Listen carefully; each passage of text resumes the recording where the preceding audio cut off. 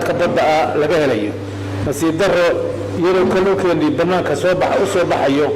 oo dad kale sharci darro ku guranayo ayaan haddana dadkeennii ka gaajoonayaan maxaa yeelay waxaanuna xoolo dhaqato aan aqoon farsamada badda wax loogala soo baxo dowlad ahaan annagoo dareenkaa qabna kala duurayna xoogihii aan soo helnay waxaan qorshaynay nidaam horumarineed ay iska kaashanayaan wasaaradaha qorshaynta maaliyadda kalluumaysiga iyo ciidamada badda taasoo loo qoondeeyey kharash dhan ilaa $1,800,000 kaasoo la kaashanaya sanduuqa horumarinta Somaliland Development Fund sidoo kale waxaan u samaynay dooliyaha ama doonaha ambulanceska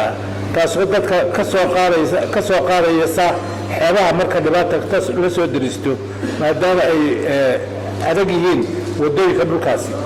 waxaanu xoojinay ciidamada badda si ay ilaaliyaan khayraadka dalka ugala qayb qaataan ilaalinta ammaanka guud ee dalka iyadoo aan amar ku siinay inay caawiyaan bulshada dhibaataysan intii awoodooda lacagta $1,800,000 oo loo qorsheeyey in lagu hirgeliyo 5 mashruuc ee kala amayd xiis laas qoray onqor iyo berbera kharashkan aan ugu qoondeynay lacagta sanduuqa horumarinta Somaliland Development Fund sidoo kale waxaan ugu qoondeynay lacag dhan $3,100,000 deeqda aanu ka helnay EU-da taasoo lagu hirgelinayo 4 mashruuc oo ah kaabayaasha kalluumaysiga ee lughaya saylac toqoshi iyo bulaxaar iyo kobcinta awoodda wasaaradda kalluumaysiga iyo khayraadka badda mudane guddoomiye mudanayaal sanadkan 2015 waxaan safar dheer ku soo maray xuduudaha dalka si aan xaal ogaado ugana war helo waxay ku sugan yihiin dadka reer miyiga iyo xoolaha noole waxayna way ognahay in xoolaha noole ay yihiin lafdhabarta dhaqaalaha dalkeenna iyo dadkeenna inkastoo wasaaradda xanaanada xooluhu samaysay dadaal badan oo aan meelo badan kula kulannay xooluhu oo la daaweynayo iyo gaadiid wareegaya haddana waxaa muuqata in dadkeennii miyiga noloshiisi wax weyni iska bedeleen oo dhul badan oo daaqsinkii xoolaha ahaa loo rogay deegaan taasoo cidhiidhi badan ku haysa daaqsinkii xoolaha nool iyo meeshii reer guuraagu degayey haddana taa ka daran xaalufkii iyo dhulkii loo ootay oo aan sharciga ahayn ee deegaanka iyo daaqsinkaba lagu baahiyey taasoo haddii aan si laxaad leh laysaga kaashan dowlad iyo shicib mucaarad iyo muxaafad dhulkeenu ku dambayn doono saxaaro lama degaana oo aan xoolo yar sarac toonna inooga suurtogelin annagu dowlad ahaan waxaanu wadnaa dadaalo ay hormuud ka tahay wasaaradda deegaanku annagoo ku amarray iminkana ku adkeynana in wasaaradda ay khusayso ee wasaaradda xanaanada xoolaha wasaaradda deegaanka iyo wasaaradda beeruhu ay arrinta dadaal iyo dardar cusub geliyaan waxaan labada gole ka codsanaya inay gacan naga siiyaan nagalana qayb qaataan dadaalka aanu ka wadno dhowrista deegaanka iyo ilaalinta iyo kor u qaadidda xoolaha nool dekadda berbera muddo waxaanu dadaal ugu jiray sidii loo heli lahaa maalgashi ku habboon dekadaha iyo meelaha muhiimka u ah dhaqaalaha dalka taasoo ay ugu mudan tahay dekadda berbera waxaan doonaya in dekadda berbera ay noqoto mid ballaaran oo adeeg karta bulshada Somaliland iyo dalalka jaarka ah waxayna u baahan tahay dhaqaale iyo aqoon lagu horumarinayo si ay ula tartami karto dekadaha mantaqadda haddii aan loo samayn adeeg casriya iyo farsamo la jaan qaadi karteed waqtigan waxay ku keenaysaa dib u dhac anigoo ku duulaya arrimaha aan soo sheegay waxaanu xidhiidho la samaynay shirkado badan oo kala duwan ay ka mid yihiin Ballore oo ah shirkad Faransiiska laga leeyahay DP World oo laga leeyahay Imaaraadka Carabta Pan Africa oo Sacuudiga laga leeyahay Kuwait Logistics oo laga leeyahay Kuwait haddaba si aan isaga hubinno una helno talada ugu wanaagsan waafaqi karta danaheenna iyo baahiyeenna waxaan u raadsanay cid tala naga siisa oo khabiirro ku ah sida World Bank oo runtii daraasad qiimo badan noo sameeyey talo wax ku olana naga siiyey haddana kumaanu kaaftoomin intaas ee waxaanu weli wadnaa khabiirro iyo shirkado ku xeel dheer farsamadan oo inaga caawiya waxyaabaha ay u baahan tahay marka aynu u baahannahay waxyaabaha aynu ku gelino markaynu heshiis la gelino noocan oo kale ah ma jirto haba yaraatee cidaan heshiis la galay wakhtigan mana jirto cid nooga lex jeclo badan dalkan annaga oo ah cid dalka nooga lex jeclo badan annaga ah mas-uuliyiintii qaranka loo doortay oo loo dhaariyey haddii uu hirgalo maalgashigaas waxaan ku rajo weynaa inuu kor u qaadayo maqaamka marsadeenna waxayna keenaysaa shaqo abuur iyo xirfado cusub ma jiran wax inoo kordha mooyaane waxay naga dhacayaa dadaalada maalgashiga iyo ganacsiga aynu dalka ku horumarinayno waa inaan la carqaladayn ee la dhiirigeliyaa si dhaqaalahaynu u kobco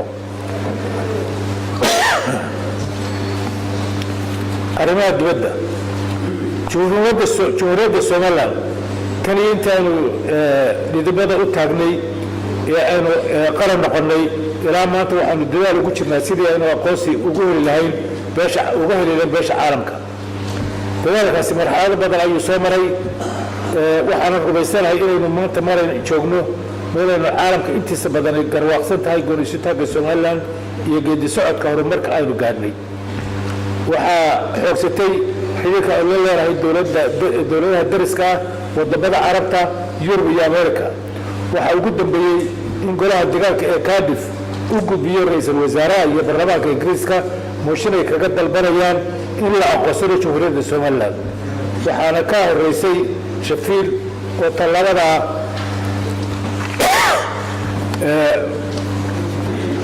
ku dayashada leh hore u qaaday waanan ognahay waana uga mahadnaqaynaa abaalna waana uga haynaa waa guul aynu qaran ahaan wada gaadhnay waxaan si gaara ugu mahadnaqayaa jeeladda reer somalilan arrintaa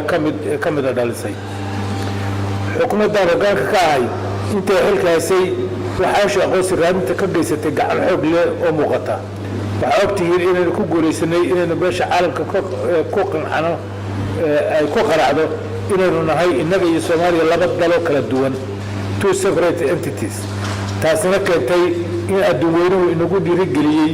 inaynu wadahadal isugu nimaadno labadana dal wadahadallada soomaaliya iyo soomaaliya waxay socdeen muddo 3 sannadood aan ka badnayn ambaqaadkeedana wada jir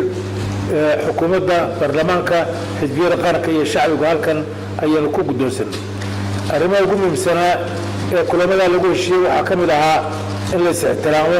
in la carqalayn mashaariicda horumarineed iyo maalgashiga ka socda labada dal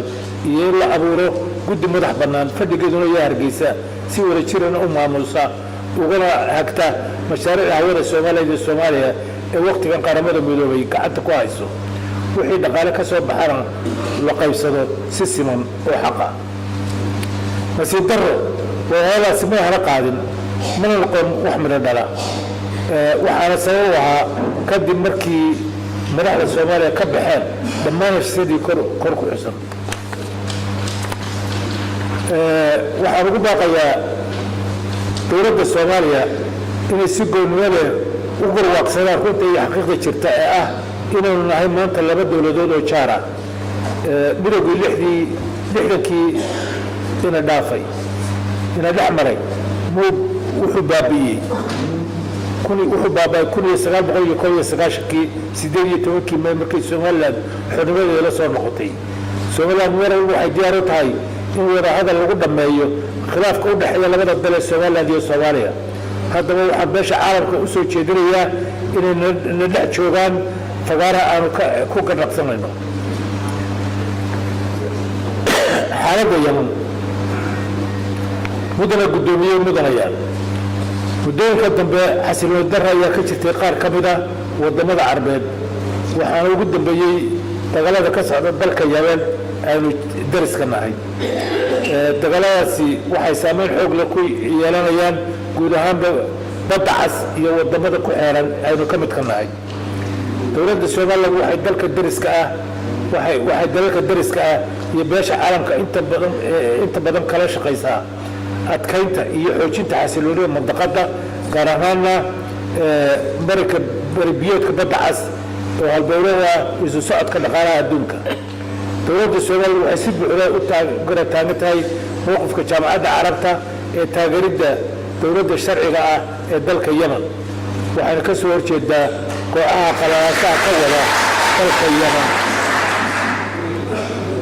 adkaynta nabadgelyada intii aan hayay talada dalka waxaa kor u qaaday awoodda hay'adda ciidamada dalka sida ciidamada qaranka, ciidamada booliska, ciidamada asluubta, ciidamada ilaalinta xeebaha. waxaan ku kalsoonahay inay maanta inoo dhisan yihiin ciidamo sugi kara ammaanka qarankan, isla markaana daafici kara cadow kasta oo gudaha iyo dibaddaba. waxaa ayaa darro ah in mas-uuliyiin qarankan xil ka haya ay bartilmaameed qaar ka mid ah ciidamadeenna ay bartilmaameedsadaan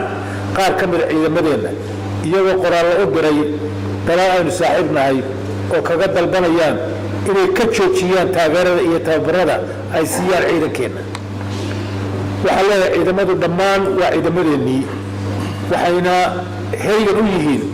ilaalinta ammaankeenna. waa kuwa aynu ku seexanno ee aynu ku degannahay, ma gayaan in la maago ama sumcaddooda la dilo oo caawinada lagala dagaalamo. ciidamada RRU waa ciidamada degdeg oo howlgala, waa ciidamo u diyaarsan inay la dagaalamaan argixisada iyo waxyeelaha qarankan halista ku yeelin karaa. cadow ma aha, wax ma dilaan, waxna ma boodaan, umaynu samayn inay caburiyaan xorriyaadka iyo xuquuqda muwaadiniinta. waxaa qalad ah oo qaraf ku ah dhaqanka dowladnimada inaynu ciidankeenii dalku ahaa sacaado aynu dida waraaqo liddi ku u qaybinno. waxaan leeyahay ka waantooda oo dib isugu noqdo. Puntland indhawey waxaa ka imanayay maamulka goboleedka Puntland sacaado ka dhana qarannimada Somaliland. haddaba inkastoo dhowaan uu ila soo xidhiidhay madaxweynaha Puntland oo iga raalli siiyey, waxaa soo dhaweynayaa raalligelintaas. Somalilandna waxaa ka go'an nabad kula noolaanshaha wadamada dariska ah iyo in la iska kaashado adkaynta ammaanka. gabagabadii mudanayaal, anigoo idinka mahadnaqaya wada shaqaynta wanaagsan ee u dhaxaysa xukuumadda iyo golayaasha, waxaan idinka codsanayaa inaad sida ugu dhaqsaha badan u ansixisaan xeerarka idinhor yaalla ee qarankan muhiimka u ah, kuwaasoo ay ka mid yihiin xeerkii la dagaalanka argagixisada, xeerkii hay'adaha duulista hawada, xeerkii kootada haweenka iyo dadka laga tirada badan. ugu dambeyntii waxaa shacbiga Soomaaliya ugu baaqayaa inay la shaqeeyaan ciidamada ammaanka ee ku hawlan adkaynta xasiloonida qarankan si ay u feejignaadaan una ilaashadaan nabadgelyada. allah mahadle. wassalaamu calaykum waraxmatullahi.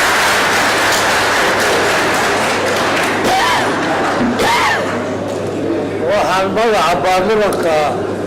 ugu mahadnaqay